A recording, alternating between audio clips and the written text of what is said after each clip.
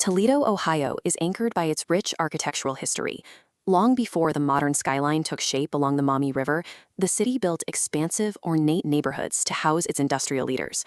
The center of that preservation effort is the Old West End. Block after block of meticulously restored Victorian and Edwardian homes have fostered an intense sense of local pride and tight-knit community among the residents. For 53 years, that pride has culminated in the Old West End Festival. Every summer, thousands of residents and visitors fill the streets for a multi-generational weekend of home tours, live music, and local food. Generations of Toledo families have treated this weekend as a neighborhood reunion. Because the event has been a peaceful fixture of the city for over half a century, the sudden violence on June 6th felt like a total breach of a community sanctuary. On Saturday evening, near the Agnes Reynolds Jackson Arboretum, the second day of the festival was winding down. The time was 5:37 p.m. Without warning, the sound of gunfire replaced the festival music. Raw footage captured the panic as hundreds of bystanders scrambled, abandoning vendor tents and dropping to the grass to find cover. Within seconds, 12 people lay injured with gunshot wounds. As Toledo police secured the area, investigators determined that two individuals had drawn weapons and begun firing directly at each other. This isolated dispute took place in the middle of a dense crowd. By choosing to settle a private conflict in a public space, the shooters turned a localized fight into a mass casualty event almost instantly. To see how 12 people were hit in seconds, look at the physical layout of the Delaware and Glenwood intersection. When shooters exchange fire across a crowded street, missed shots travel in overlapping trajectories.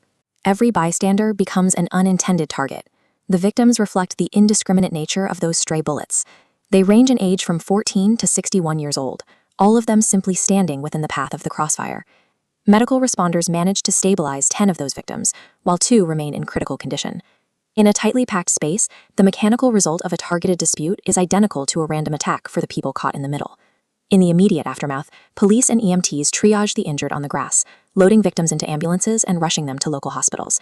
Organizers ended the festival immediately. Vendor tents were rapidly dismantled and streets locked behind police tape. Investigators are reviewing cell phone videos and witness statements, but no suspects are in custody. The shooters disappeared into the fleeing crowd. With the perpetrators still at large, the surrounding neighborhood is left in a state of unresolved tension.